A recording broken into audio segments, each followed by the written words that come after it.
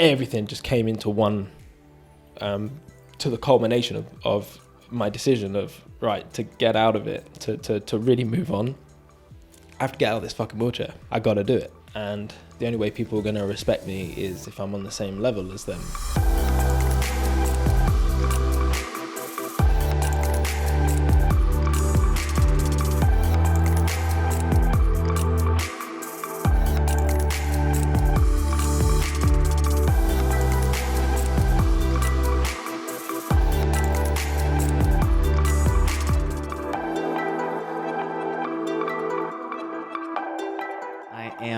So freaking excited right now to have my friend Nicolas Hamilton join us at the Generation V studio here in my apartment. And Nick, bro, how are you doing? I'm so excited to be here, man. Yeah. Thank you so much. I'm so impressed with this as well. When you said you had a studio in your place, I wasn't expecting this. Yeah, he didn't believe me. Proper smart, Proper Thanks, smart. brother. So well done. Thanks, brother. So how have you been? I know you've been traveling a bit. And now we're here in LA together. Yeah. I've been super fortunate this winter. Went away with the family for Christmas and New Year's, and then UK went into lockdown whilst we were away. So we decided to stay out and travel a little bit. So we've been around, which is nice. And I got to meet you for the first time. Heard a lot about you from my family and everyone, so it's good to meet you the first time, and then be back here in LA, which I love LA. I think it's such a fantastic place. You came at the right time. The weather's really nice right now. Totally. So I'm really happy. I go home tomorrow, so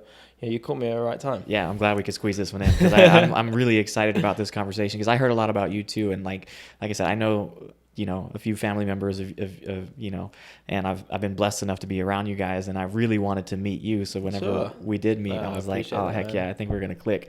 And I was right. And I'm really excited to share your story with my audience, because first of all, it's just incredibly inspiring, and everything you've been able to accomplish in your life up to this point. And I have a really strong feeling that you're just getting started. So yeah, pretty much. Yeah, pretty much, right? Yeah. There's something in the Hamilton genes that just does not quit. And I love that about you guys. And I think the best place to start off any story is like at its origin, like at the beginning. So why don't we just go back, and maybe you could share the audience a little bit more about, what it was like for Nicolas Hamilton to even come into the world. Sure. Okay, so where do I start? So I was born 2 months premature, diagnosed with a condition called spastic diplegia, which is a form of cerebral palsy. So cerebral palsy is brain damage, and I got that through lack of oxygen to the brain. So the premature birth caused a lack of oxygen, which damaged the brain, and then affected my torso, and then my lower extremities, my legs.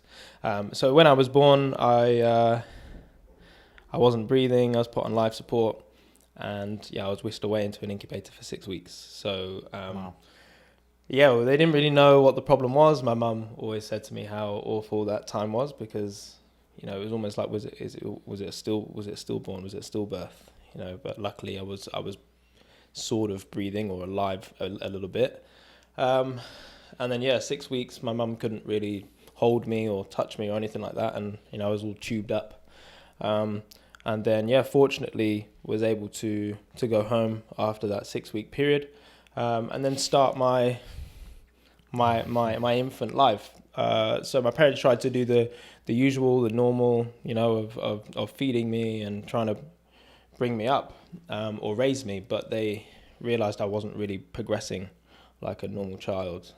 So when I got to the age of 3, and you go through the phase of crawling and trying to walk for the first time, I wasn't doing that. So when I was crawling, for example, most able-bodied children, they alternate their legs from left to right or vice versa, and I was basically dragging my legs behind me. And my parents didn't really understand why, so they took me to the doctor, and that's when they diagnosed me with the condition. So that's pretty much how it started. And so they didn't know until a few months. They didn't with know the for cerebral palsy about 2 diagnosis. Oh, 2 years. years. Yeah. Oh, wow. Yeah. Okay. They didn't know for a long time. Wow. Because they initially thought it was just, there's a lot of babies that get taken away to an incubator, and then they're okay. You know what I mean?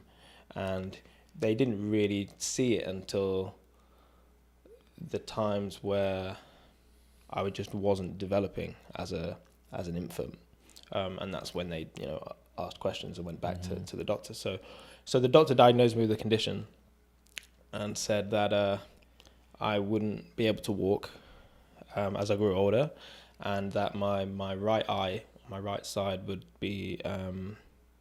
severely deteriorate in terms of sight as time goes on, because as well as being born with my condition, I was born cross-eyed with a squint.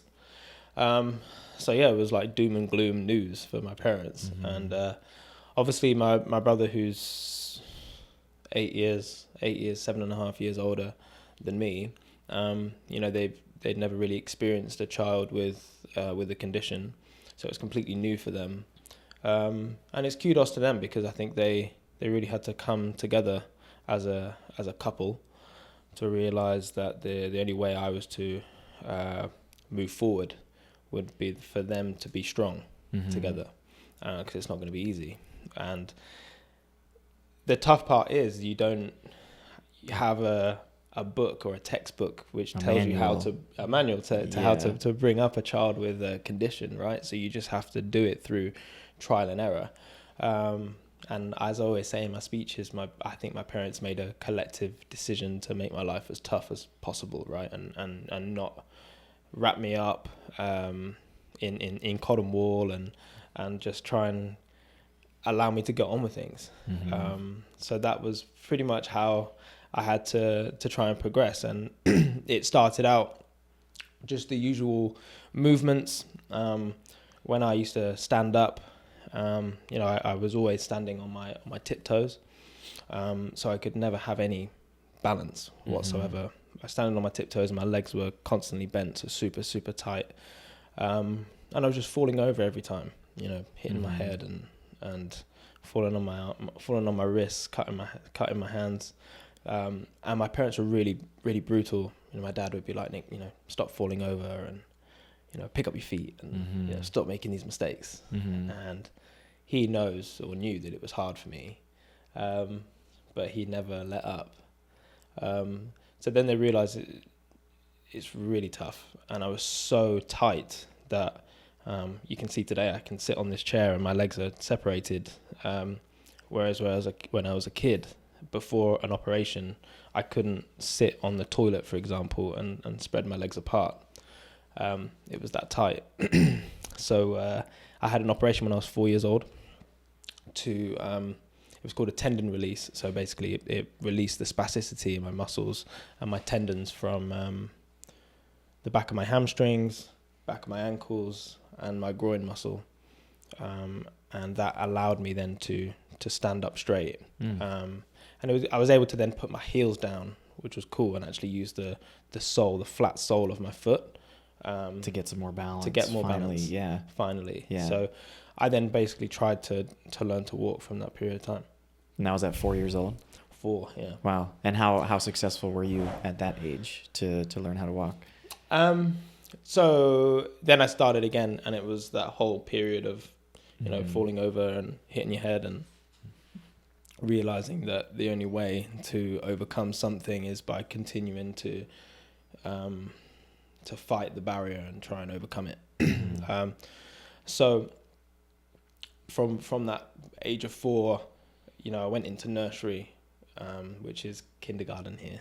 Yeah. So UK nursery.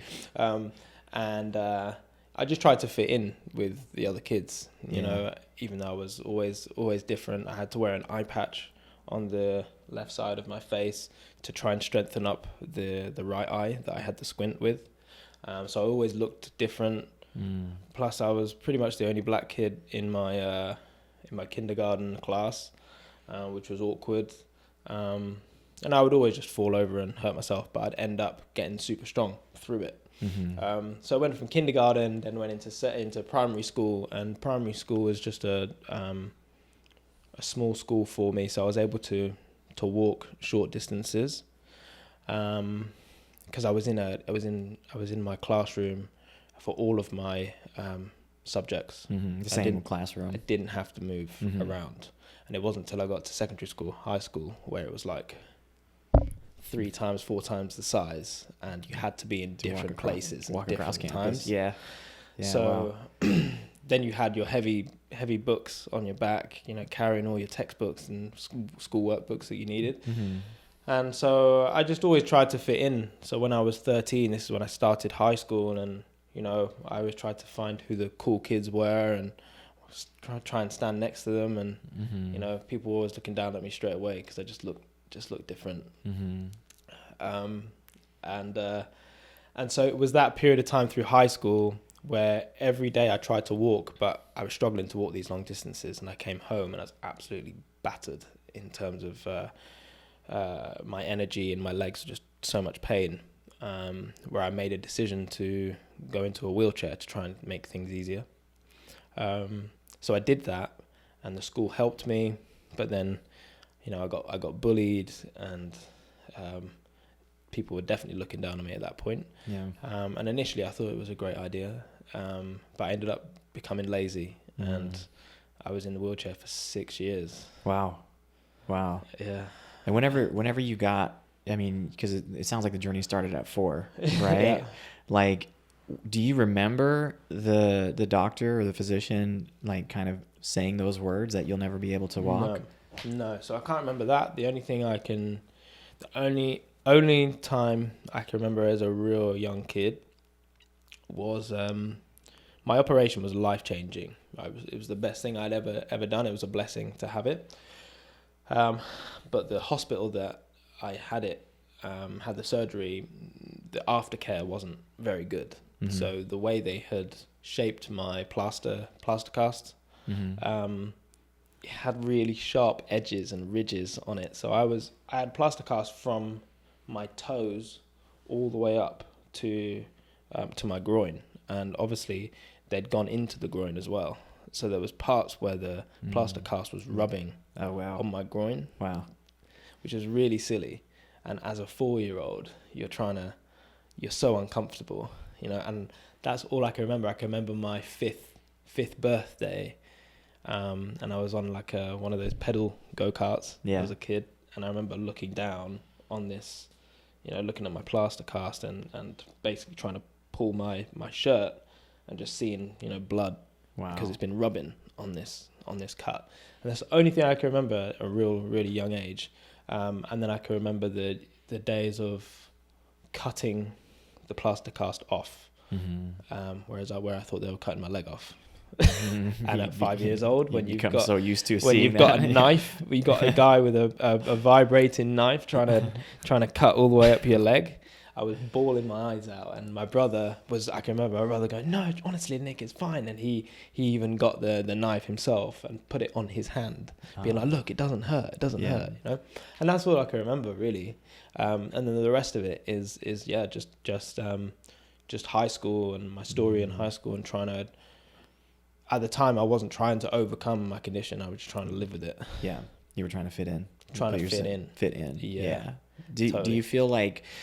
Because obviously that's very challenging. I mean, at what point did you kind of realize that you were different than your peers? Like, obviously you mentioned bullying, so they were kind of picking on you. Yeah. But at what point did you realize or have the thought that, like, maybe even like, why is this happening to me, or why me? Yeah, good question. Do you remember what age that question kind of came out? Yeah. So the way my parents brought me up, and some parents could be shocked by it, or some people would. A lot of people sort of take their hats off to their mindset, but the way they did it was, if I was to fall over, my mum would literally look in the corner of her eye and walk in the other direction, and not come and help me. As long as she knew that I hadn't broken my wrist or anything.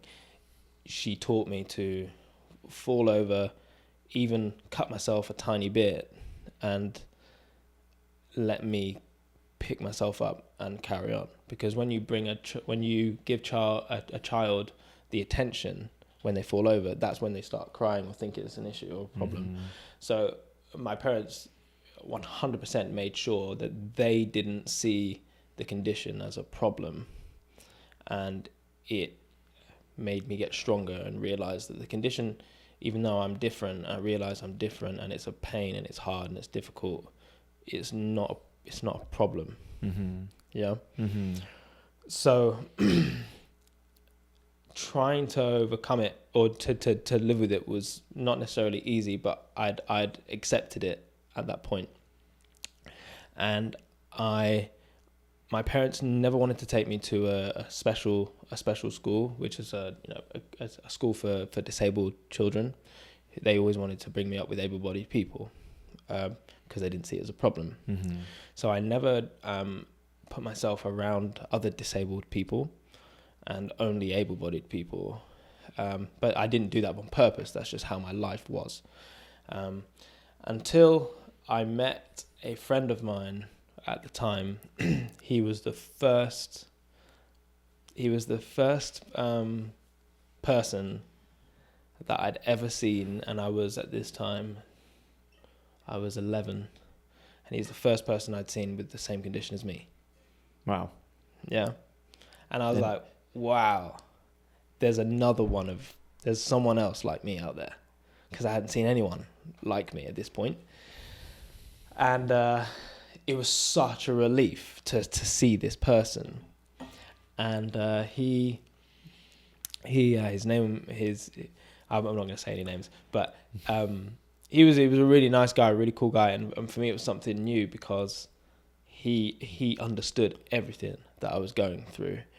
And when you go to school and you're at a school with able-bodied people, you try and do sports, and you try and do. So in the UK, we have sports day, and you've got the beanbag race or the egg and spoon race or whatever. And I was always last, always, because I couldn't run nowhere near as fast as these guys. But with this new kid, I could race him, and we were the same. Yeah, it's the first running race that I could have that was equal, almost. So he became a really good friend of mine. But at that period of time, I spiraled downwards and started like thinking to myself, why me? Why have I been chosen with this condition? Having done research now, I think there's 1 in 500 births diagnosed with a form of cerebral palsy. And when I was 11, 12 years old and had been around him, I was like, why has he chosen us? And why do we have to struggle with it so much? And so I really struggled with my purpose at that period of time. And then as time went on and I hung out with him more and more, I realized that his mentality was completely different to mine, to where he felt that his condition almost defined him. Whereas I don't believe it did for me. And, whenever he tried to walk somewhere, he was always touching something for support. And it was almost like he couldn't do it without the support of something else, whereas for me, it was like, well, if I need the support, I'm going to learn to do it on my own. And just my mentality was so much different to him that I ended up growing apart and away from him. Yeah. But it was cool to see a kid with the same condition as me. So it's great to be around someone like that and then move forward and have your own direction. So I'd say it's a really long answer, sorry. But about 11 years old for when I realized or, wanted to question why I was the chosen one. Yeah, it's so interesting to me to hear, the way that your parents kind of put you in that, like, figure it out.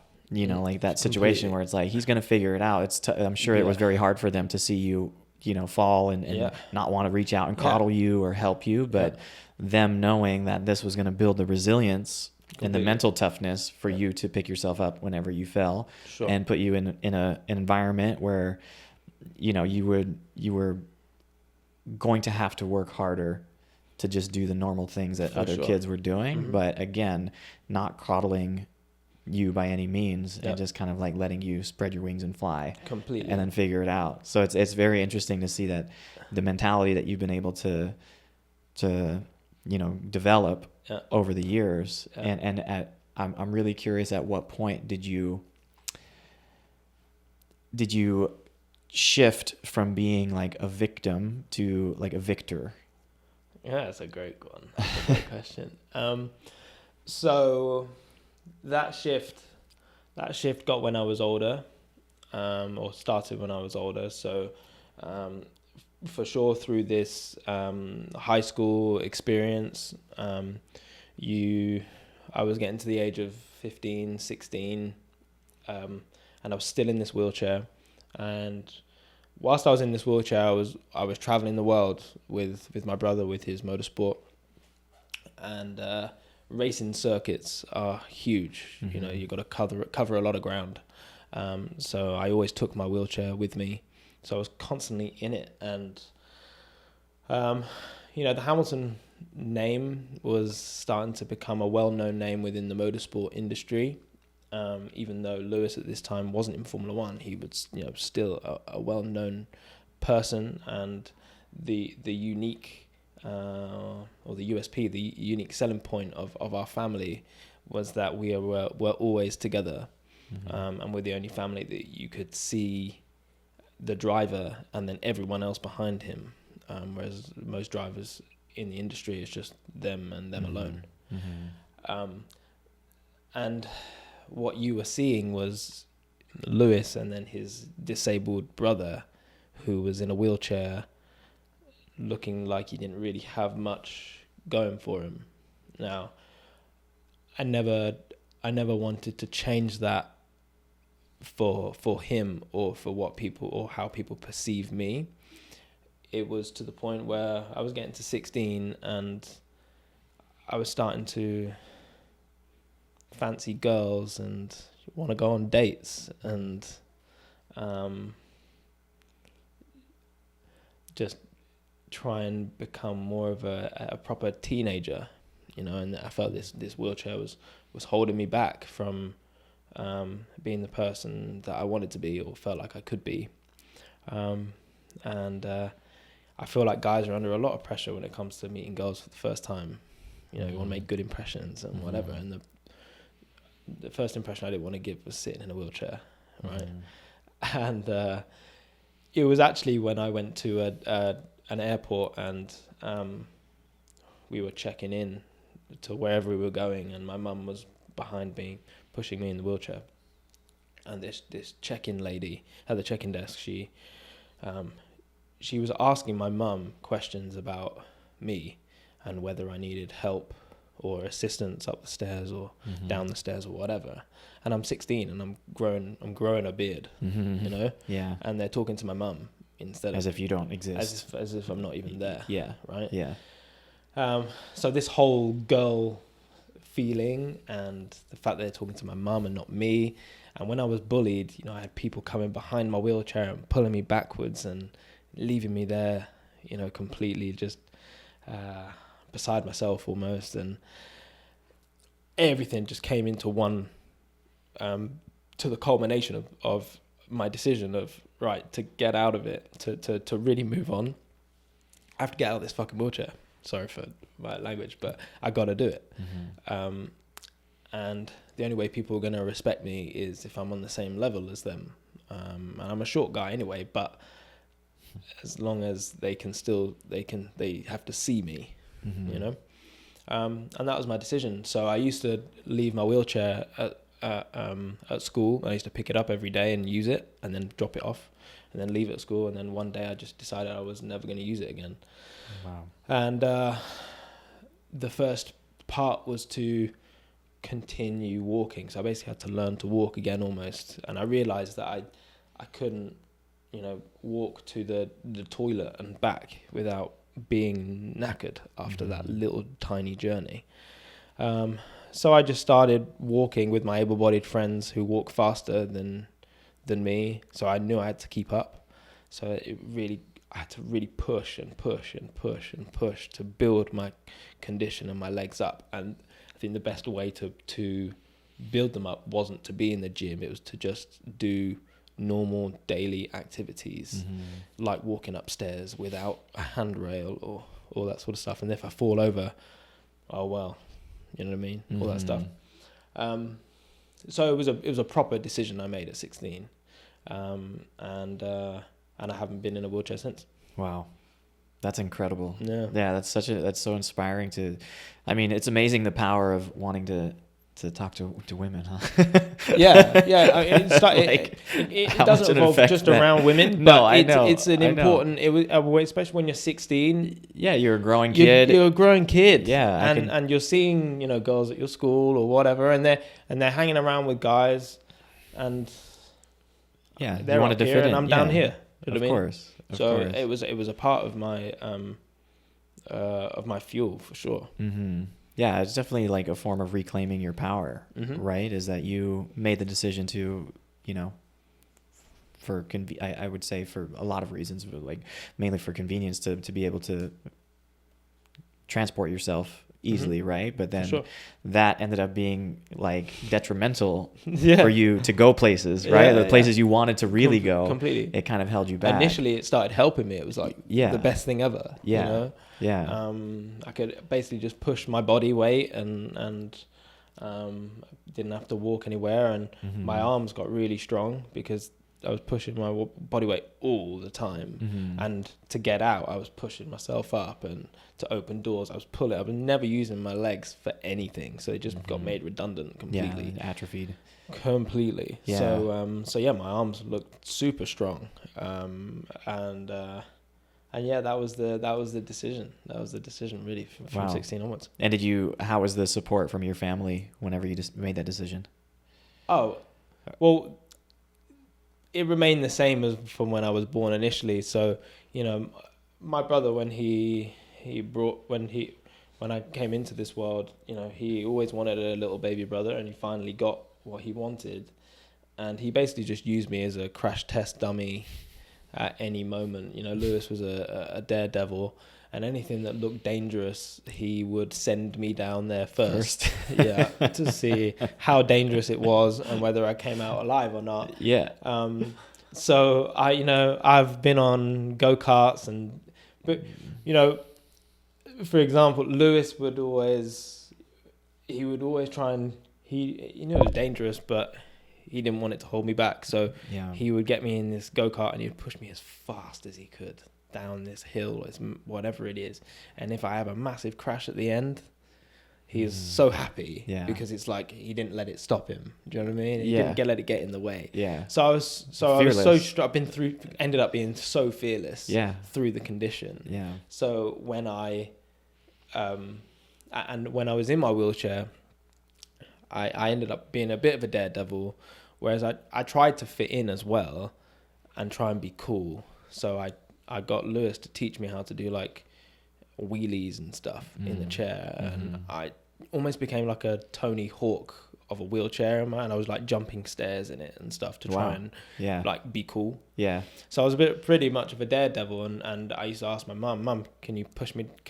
There's a massive hill here. Can you push me down it? And before I could finish my question, she would always let me go and just carry on, right? So by the time I'd made the decision to, I'm getting out of my wheelchair, I'd become so strong about my condition that their support would never have changed. It was just the same. And it's like, you just got to figure it out, do it yourself, and you're strong enough. Yeah. And that's how it was. But then the main thing was my motorsport, which gave me the final piece I needed to my puzzle to really overcome the condition for good. Yeah, let's talk about that. I know that obviously you were kind of born into a family. Well, your family kind of adopted the interest in motorsport, right? Your dad wasn't really involved with it before Lewis. Yeah. So you kind of like were a witness to your brother, performing in motorsport, and then you going along. So obviously you're going to have a huge interest in it. And so how did your journey into the sport begin? Or when was the decision that you were like, okay, I want to try this? 'Cause it's a big jump. It's a huge jump. For sure. Yeah, for sure. So yeah, a little story about the Hamilton family and where did we start. My parents had nothing. My dad was a poor black man. He lost his mum when he was 16. He didn't really have any direction. Obviously, he had Lewis before me, and he was 7 years old. He was trying to find something for Lewis to do on a weekend, and I think they went on holiday one year and they found these little go-karts, and Lewis really enjoyed it. And my dad didn't have the money, but when they got home, my dad got him his first go-kart and basically gave all of his savings for this go-kart, and went to the local kart circuit, and he won his first race, straight out the box. Incredible. And it was just something the family could do on a weekend. So that was when he was 8 years old, and realized he was pretty good at it. And by the age of 10, he was British champion. And then by the age of 13, he was signed by McLaren, which is a Formula One team. And something that started as a hobby ended up being something serious, and it could potentially be a proper career path and really help the Hamilton family get out of the gutter, because it was just struggling generally for everything. And obviously I was born into that. So I was following Lewis all the way up and down the country in the UK, going to different races and trying to overcome this bloody condition at the same time. So I actually got my first taste of a go-kart when I was 7 years old, and my dad put me in this little cadet kart, which is the first class. It's the first go-kart. It's the starter go-kart of the motorsport ladder. And he said, Nick, today is your day. This is your chance. Because I always asked him, would he ever put me in a go-kart? And he said, I'll only put you in a go-kart when you're strong enough to run away from a go-kart, which is a pretty good advice. So he's like, today's your day. So he took me to this car park, and we ended up going in Lewis's. At the time, it was Lewis's, sponsored by McLaren. So it was a McLaren sponsored van, and it was all stickered up with Lewis and everything. But we were going for me this time, so I was so excited. But we were just going to a little car park, and it was a massive area. So he was like, there's nothing you can hit. You'll be fine, surely. And so in a go-kart for a little 8-year-old, it's just got 2 pedals and a little 50cc engine. And this car park's massive, especially when you're 7 years old and you're down here, really low, and everything's magnified. And he said, right, let's do a little brake test. So, obviously accelerator is on the right side, brake is on the left. And he pushed me down this little ramp to give me a little brake test. And he said, brake. And I hit the brake pedal, but I didn't really stop. I only stopped because the ramp ran out. But my dad's like an all or nothing character, and was like, well, that's fine. So he just started me up. and he said, right, Nick, do a figure of 8. Come around one direction, turn around, keep coming around. And I was doing it for the first time. I was like, wow, this is incredible. I'll get to drive a go-kart for the first time. I was doing fine. And then there was just one moment I didn't come back, and I ended up hitting this curb and like disappearing down a 6-foot drop into a hole. No way. And it had like 6 inches of water in the bottom of it. And so my parents are like the opposite end of the car park. So I've literally just disappeared like off the face of the earth completely. So my mum comes running and everything. I can remember her face. Like her hair was all over the place. Her heart was in her mouth. My dad didn't know whether I was alive or dead or backwards or I could have been on my head, anything. And I was still sitting in this go-kart with the engine running. It was just smoking a little bit with the 6 inches of water. And I looked up at my dad and I was like, never again. You were done at that point. And I was done at that point. And that was because my legs weren't strong enough to hit the brake pedal, right? Because it's stiffer and stronger than the accelerator. And now a word from our sponsor, BetterHelp. Do you ever find yourself feeling overwhelmed trying to juggle all of the responsibilities of work, relationships, and just life in general? As a content creator who puts so much of my life online and runs 2 businesses, I am no stranger to burnout. Burnout is a gradual and subtle process. It doesn't happen overnight, and it can creep up on you. There's been times where I found myself feeling consistently drained, defeated, and sometimes even hopeless that I would be able to meet all of my constant demands. We associate burnout with work, but that's not the only cause. Any of our roles in life can lead us to feel burned out. BetterHelp Online Therapy wants to remind you to prioritize yourself and that talking with someone can help you identify what's causing you stress in your life. As someone who has been in therapy for years, I can honestly say that having somebody to talk to has been the biggest game changer for me in a way to identify when these feelings creep up and how to manage them in a healthy and productive way. BetterHelp is custom online therapy that offers video, phone, and even live chat sessions, so you don't even have to talk to anybody on camera if you don't want to. It's much more affordable than in-person therapy, and you can be matched with a therapist in less than 48 hours. And our listeners get 10% off their first month of therapy at betterhelp.com/Nimai. That's betterhelp.com/NIMAI. So that was my first taste of karting, and then that was like, right, I'm just going to focus on schooling and follow Lewis, and that's what I decided to do. So as I said, I went through my wheelchair scenario. When I was 16, I ended up getting out of it, and I know I turned my attention to games. I loved gaming all the time, and my dad hated it because whenever he came into my room, I was just playing games, and I wasn't doing anything really constructive. So I'm sure he would like me to do a bit more, like reading a book or studying a bit more or whatever it was. But I was just constantly playing games, and I played this little racing game, and it was a demo that came through the door at my house, and I had a controller at the time. And it looked really cool, like a simulation racing game, and I was now 17, and I was like, this is pretty cool, I like this, is nice. So then I got a steering wheel. Oh, nice. Yeah. It was like a Need for Speed kind of game? It was almost, okay. But it's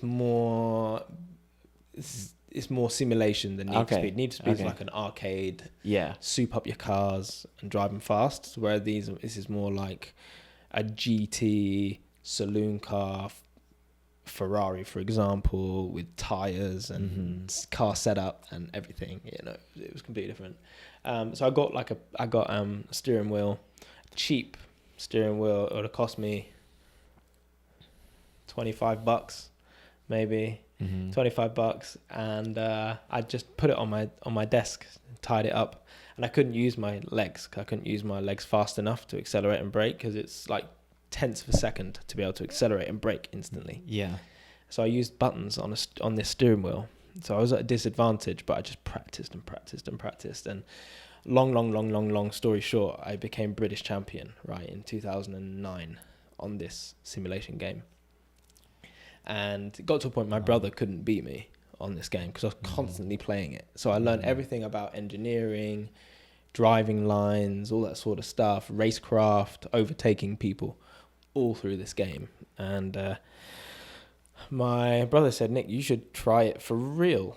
Just give it a go. And I said to him, well, I don't know if I need hand controls or I can use my legs.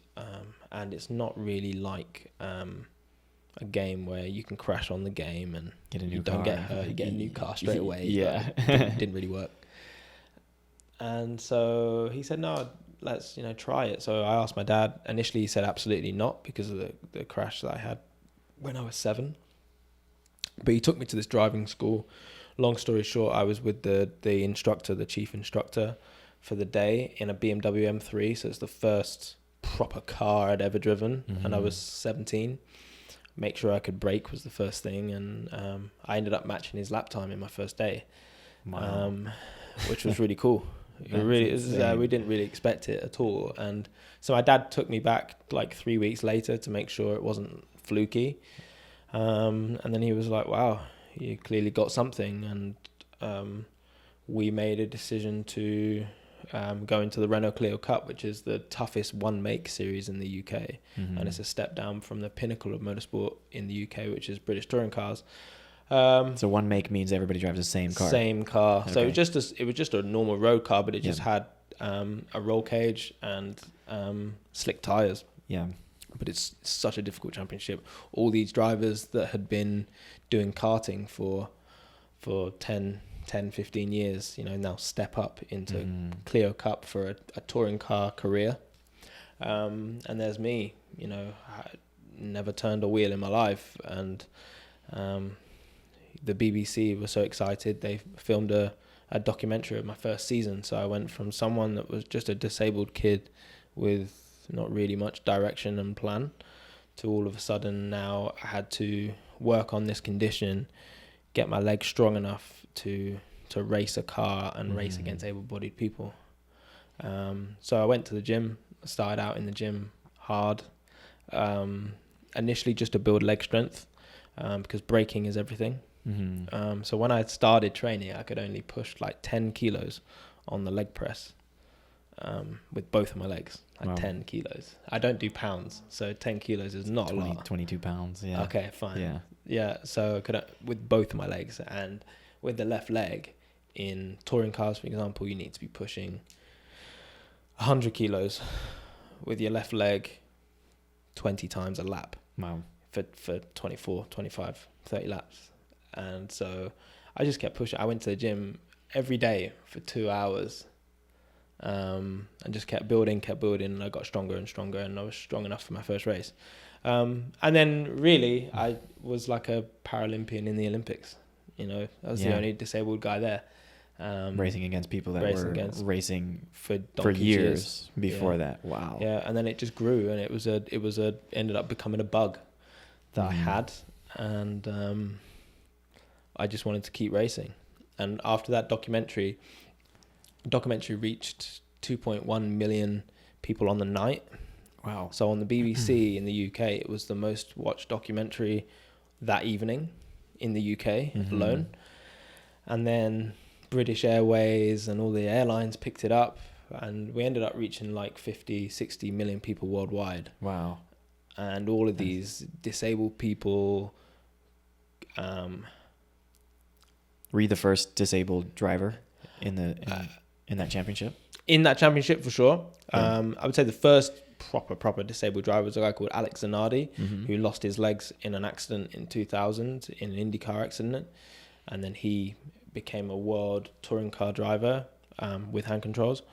So I wasn't the first disabled driver to have, but it's unheard of, really, to see a disabled person or a disabled driver. And I ended up reaching out to all of these disabled people, children and parents of disabled people, and all these that my plan and my target was just to race cars. That's all I wanted to do. I always wanted to do it as a kid. So what was the response after the BBC documentary? It was pretty phenomenal. It was pretty incredible, to be fair. I think there's so many kids realized, shit, if he can do it, then what else can he do, and what else can I do? Just need to get up and really focus and push myself forward. And also, I think a lot of able-bodied people realize stuff as well, because I believe some able-bodied people take what they have for granted. You know what I mean? Their legs work. They don't have any necessarily that many issues of where they get up in the morning and their leg just decides not to work for the day. Do you know what I mean? They can do so much with their body. And I think a lot of people realize quite a bit. So my plan was just then to just continue my journey, continue my story, and make it stronger and stronger and stronger. And where am I today? I'm not going to go into complete detail because it can get a bit boring, but today I'm, in the British Touring Car Championship, which is the pinnacle of British motorsport. In 2015, I became the first disabled athlete ever to compete in that series. And that's where I've remained for now. So for me, that's the top level of my career I could ever achieve. And my target is to get to the top of the championship or to be in the mix with it. But when you're racing against people that have been racing for 30 years and you haven't been racing for long, I'm only I'll be going into my third season this year. Wow. There's a lot to deal with. It's a steep learning curve. Completely. Steep learning curve. Yeah. So what's been the the biggest lesson that you've learned being a disabled driver competing against able-bodied drivers? What would you say is the biggest lesson? No one gives a shit. No one's going to give you a handout. No. Which I wouldn't want a handout. Yeah. But life, I've realized people in life, it's a shark pit out there. So you got to look after number one, yourself always. No one really cares about you. They think they do, or they say that they do, but really deep down they don't. The only people that really care about you are your girlfriend, your family, your real close ones. Mm-hmm. And I like it.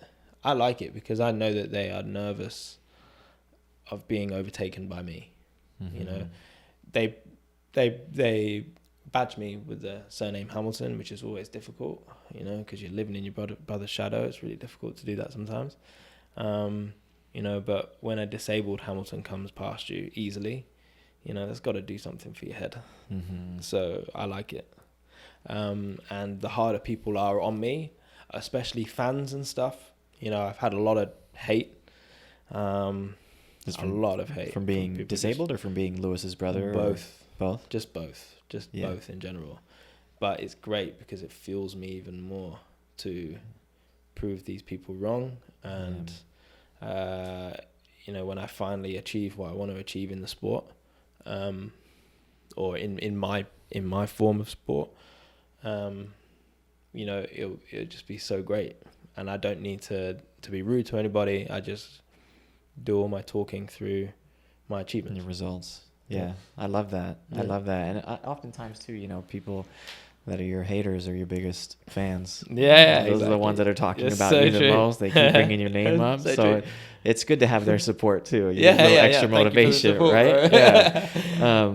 Which it does bring me to my next question though. Like, what is it like? Obviously you just mentioned, kind of living in the shadow of Lewis's shadow, Mm-hmm. growing up your whole life, and people probably even referring to you as like Lewis Hamilton's brother instead of Nicolas Hamilton, right? And you creating a name for yourself and carving a path in your own way.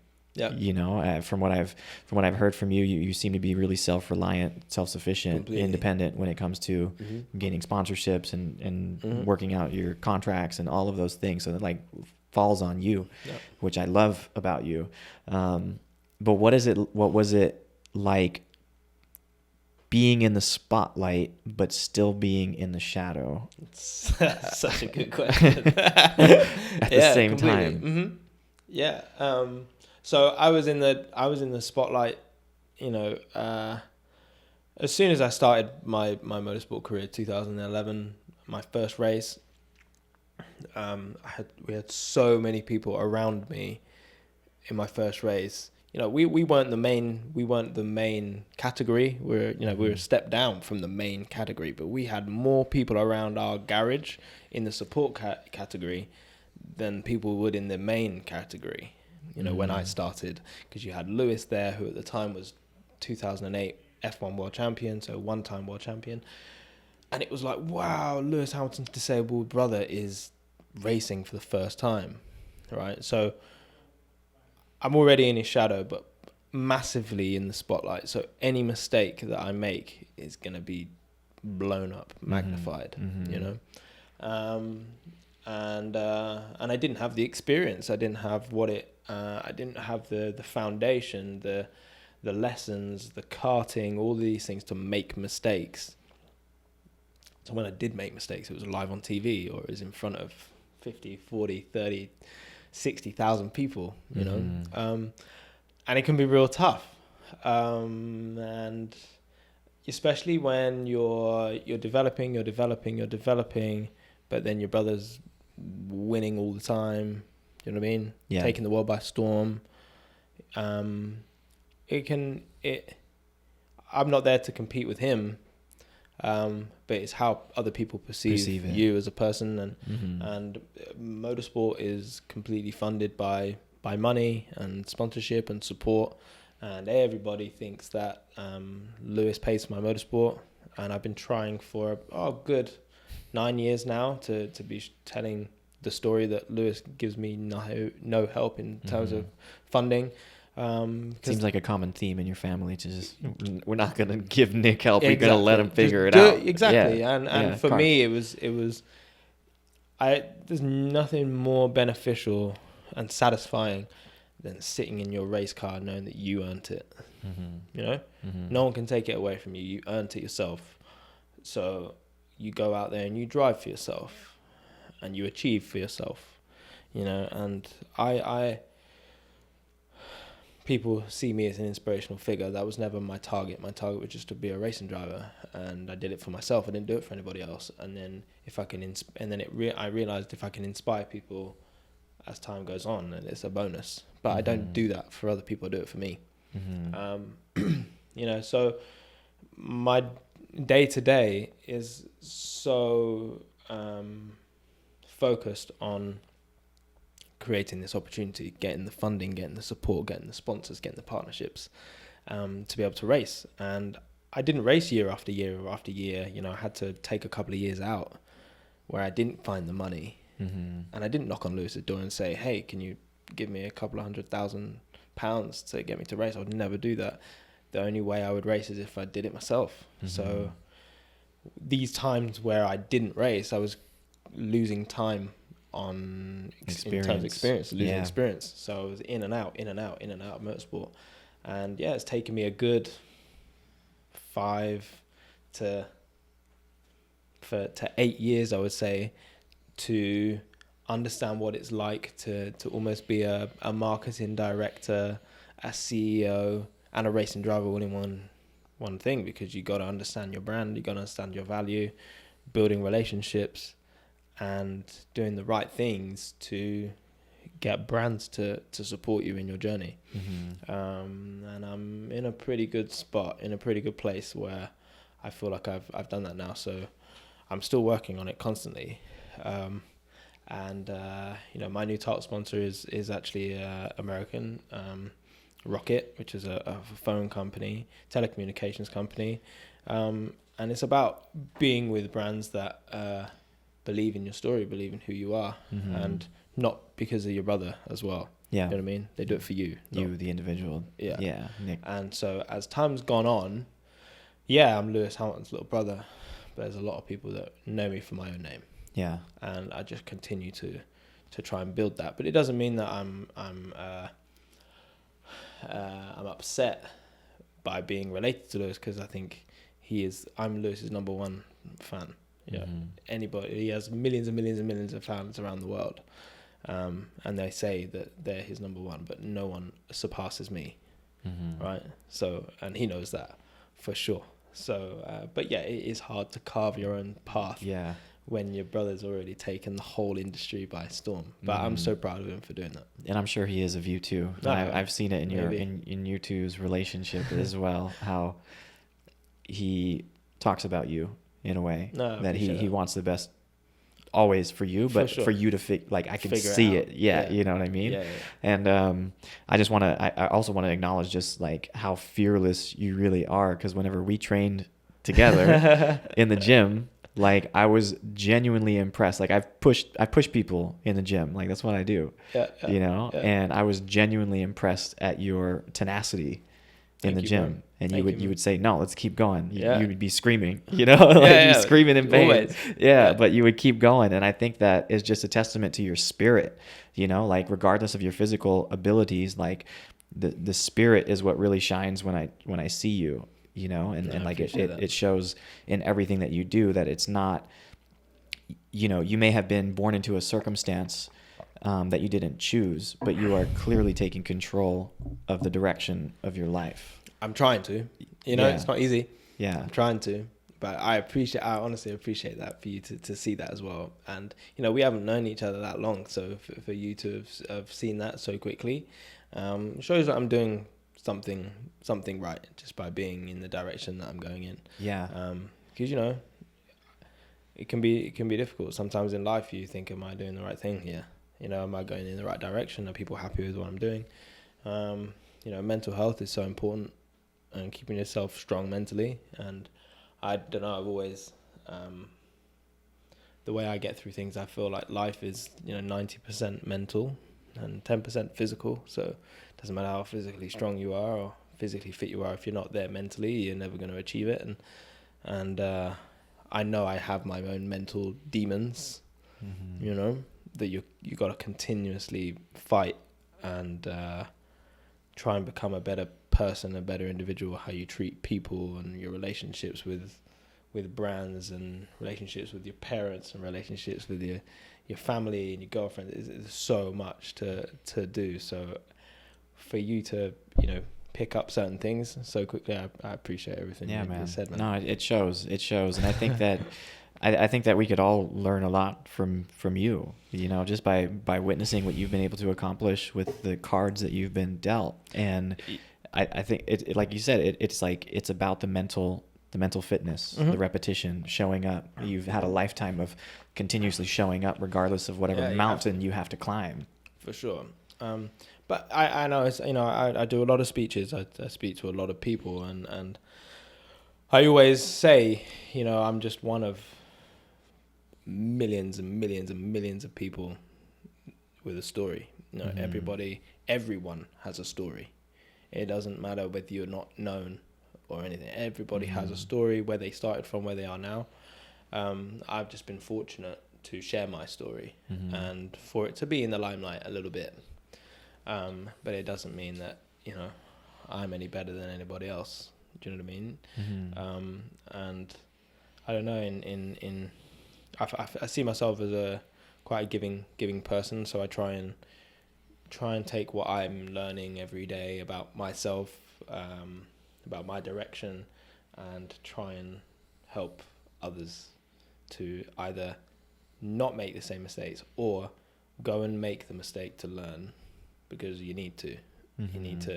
You make that mistake before you can almost succeed. You have to learn to fail almost. You know, I've failed so many times, and I keep failing and failing and failing and failing. And initially I thought that sucked.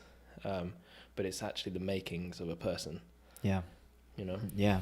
I think that's where the strength is really developed, is when you can learn how to fail and fail quickly and pivot and learn and continue to show up, even regardless of whether you're going to, it's not a failure. It's just a lesson, just many, many lessons over time. No, it's you know, but it's completely a lesson, complete lesson. Yeah. So I have to ask this question, like, what, you know, being in a, being disabled with your condition, what would you tell somebody who is, I mean, obviously you're so inspiring for other people that maybe suffer from the same condition, right? Or have other disabilities. But there's also many of us that have very capable bodies that maybe we are allowing our, you know, external circumstances to dictate the way we live our life. So what would you say to maybe somebody that's listening that maybe has been waiting to tap into their potential? Because we all have it, you know, we're all capable of greatness, and we all have that greatness within us. It's oftentimes we are our biggest limitation. It starts up here. Completely. So how do you get somebody to shift from, again, the victim to the victor? Like, how do you get them to take ownership? What advice would you give based off of your own experience? Well, I mean, you said a lot of correct things there already in your question to me. My advice would, firstly, you need to take a direction for yourself. It has to be for you, not anybody else, not your family or anybody that you're surrounded by. Because my family, for example, they're very, very strong, and they only want the best for me. You know, and through my life, they've said, Nick, don't go in this direction. Nick, don't go in that direction. That's not a good direction to go in. But in life, you've got to realize your own direction. And if you don't push past your comfort zone, you don't know, or you will never realize the potential that you actually have. You know, it's almost, if there was an obstacle that you think, I could never, ever, ever get over that. And I even spoke to you about this in the gym. We were in the gym when you said, right, we've got to do another 20 reps with a higher weight. and I was just struggling to do 15 reps with a lower weight. And I was saying to you, there's no way I could ever do it. And then you go, and you got to go through it, and you got to push through it, and you realize that you can get over that barrier. But if you don't allow yourself to go there, you'll never understand your potential. So my main advice is to do it for yourself, and not allow people to control your direction and your decisions, because at the end of the day, it's your life, and you only have one. And the most important thing is that you enjoy your life and that you're happy with your life, and not every decision that you make is going to be the best one. But it's another form of trial and error. And I always believe there's light at the end of the tunnel whenever there doesn't feel like there is. And maybe you're in a dark space or a dark place, and you feel no one can help you, or you feel lonely or whatever. I also learned that it's okay not to be okay sometimes. You know what I mean? Yeah. And I know I've been to psychologists and people trying to help me get through this condition, why and how, and I realized the best psychologist for my condition was myself. You know what I mean? And the more you have self-belief, the more you can really realize what you can achieve. But it's not a bed of roses, and if it was a bed of roses, it wouldn't be a big enough lesson for you. So I don't know, I might just be talking rubbish, but this I'm just telling you, this is how I deal with things. You know what I mean? And so if you've got a disabled child, or you are disabled or whatever, it's not the end of the world, it's just the beginning. But I have to be very careful with how I come across, because with disability there's so many different levels of it, and how many people are affected, you know. But my advice to parents is always to give as much support to their child as much as possible in terms of mental strength, and making them realize it's not a problem. Because if they see it as a problem, the child always will do. And that would have happened to me.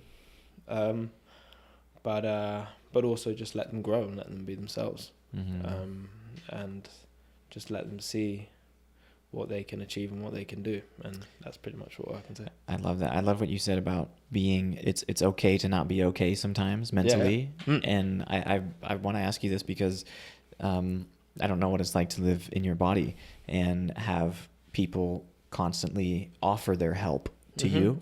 You know, I'm sure that you get this a lot, like maybe even unsolicited people offering to help, and it's a kind gesture, but maybe I don't know how that makes you feel. But I can imagine that after a certain point, you probably are resistant to ask for help, right? Yeah. Because you believe you've clearly come to a place where you can do a lot of things yourself. Yeah. But I feel like a lot of people suffer from this, where they resist the urge to ask for help, because they don't want to feel like a burden or whatever it may be to those around them. So how do you manage that, especially when it comes to something as important as your mental health? No, I totally agree with that. So the way I try and I used to get myself over that worry of or fear of asking for help and not becoming a burden, I turned it around, being like, the person I'm asking help from should feel grateful that someone like me, I'm a nice guy, I'm a cool guy, I'm strong, is asking you for help. You know what I mean? Because they obviously believe in you as a person, that you can help me almost, right? So I use my self-confidence, being like, I'm a good guy, I'm a good person, but I need help, and you are the chosen person you are the person I've chosen to help me, and I feel already that I'm a good person. Do you know what I mean? And that's how I dealt with it. So it was like, well, I can't, even though I know I'm a good person, I can't do everything myself. Especially mentally, it's so difficult. You know, my parents were against psychologists and all this sort of stuff. And I went in my own direction, being like, well, I got so much going on in my head that I sometimes you don't want to speak to your parents. You need to speak to somebody that can potentially just help you, just allow you to vent and get things out. And then, you know, again, asking people for help with my condition, I never did. I never asked someone to help me up the stairs, or, you know, I don't even ask for directions, you know, when I'm lost. My girlfriend will tell you that. She always asks straight away, but I never would, just because I never asked for anything. But then it's weird because at some stage, especially my girlfriend or my family, I expect them to, they know that I could probably walk down those steps, but I expect them to just be there just in case. Do you know what I mean? Because sometimes able-bodied people, even as close as my girlfriend and my parents, they'll just walk off and they're gone. And I'm like, shit. How the hell do I get down these steps? Do you know what I mean? I don't know. I'll do it either way, but I don't want to ask because I don't want to be a burden. But sometimes you got to teach people that even though I go through life almost like an able-bodied person, at some stage you're going to need a little bit of help, and it's all right for that. Yeah. And that goes across the board for everyone. Yeah. You know, we can always, sometimes we feel like we can handle everything ourselves and we don't want to be a burden, but sometimes the best thing for everybody involved is to just ask for help and have the humility to know that there's other people out there that can help you for sure. in different ways. But I think that mentally, I think that's it's such an important thing to discuss here, especially somebody that has as much mental resilience as you do, that even somebody as resilient as you can still ask for help whenever you need it. I would say I can be mentally resilient in some areas of my life, and in other areas, you know, it consumes me, you know, and it's those times of where it consumes you, where you have to be strong enough to realize that you need to work on that certain thing. Do you know what I mean? Everybody gets emotional. Guys have this thing of being macho and, you know, things not getting to them, and crying is a sign of weakness and all that sort of stuff, you know. But I truly believe in the whole saying of grown men cry. Do you know what I mean? And they're in touch with their emotions, you know, because you got to let it out. And, you know, this is just so much in society of how people have you know, just made this facade about people and how people should be. And at the end of the day, it's how you want to be. Do you know what I mean? And that's it. If you want to go cry, man. Go and do whatever you need to do to make yourself feel better, because it's only you that is in your own head. You know? Yeah, you have to live within your body. Completely. You're the only one going through it. Yeah. I love there's a quote that says, if you don't speak it, you store it, and it gets heavy. That's totally it. You know, and there's so many that do. Many that do. And then there's another scenario of communication, knowing someone's struggling and being able to communicate and do it in the right way without upsetting them, to draw out the things that they've been storing. That's also a target, a task in itself. Yeah. You know, which I would love to be good at. Yeah, you know, to create a safe space for somebody to feel open enough to share, to be vulnerable. Sometimes through my strength, when someone's struggling with something, I'm like, you'll be fine. It's not a big deal. But they'll be like, well, it's easy for you to say. Yeah. But I only say it's not a big deal because I know they can get over it. I know that they're good enough and strong enough to move forward past it. But the way I come across could be almost like just pushing it aside for no reason. And especially men too, because we're so solution focused that we tend to not listen and just provide a solution and say, okay, you're struggling, okay, this is what you need to do. You know what I mean? And that's the last thing you need to say to anybody. Sometimes they just need that space to vent, to get it off completely, and just need somebody to listen to you. So long story short, that you know, I'm now trying to, my purpose is my motorsport. I've realized the reason why I'm on this planet is to use my condition to inspire people.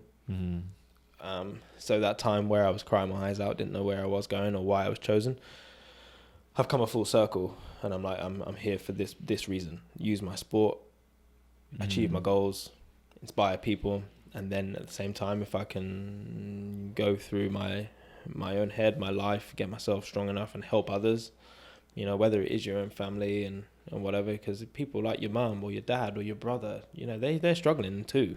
Yeah. You know what I mean? They look like they're not, and people look like they're not struggling, but everyone struggles. And so if you can be that helping hand for people as well, then it's all about just spreading the help. And that's where I feel like I'm at, and I could definitely improve in certain aspects, you know, but that's the whole point of life. You got so much growing and developing to do. But yeah, man, 28 and still got more to do. Yeah, you're a young man. You're going places, man. Yeah, but cheers, bro. I really do admire you, and I really think that there's like an overarching lesson to your whole story, is that sometimes our biggest challenges are the things that we question is why me, you know. It's like sometimes those things, although you can't see it in the moment, end up making so much sense later in life. Yeah, completely. And whether that's to lead you to a place where you can look back and be like, okay, I understand now. Yeah. So just a message to anybody out there that's going through that particular moment right now where they don't understand why it is that they're going through the things that you're going through. Just remember that everything does happen for a reason, a bigger purpose beyond yourself. And if you can stay curious about what this lesson may be teaching you, then you can almost use it as something empowering, that you're going to make it through. You're going to come out the other side stronger. You've survived your worst days every day up until this point.